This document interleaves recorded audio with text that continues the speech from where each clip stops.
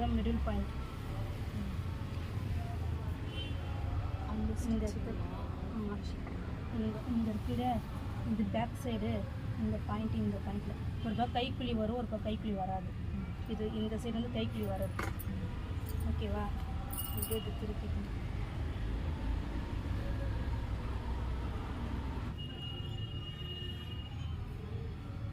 scale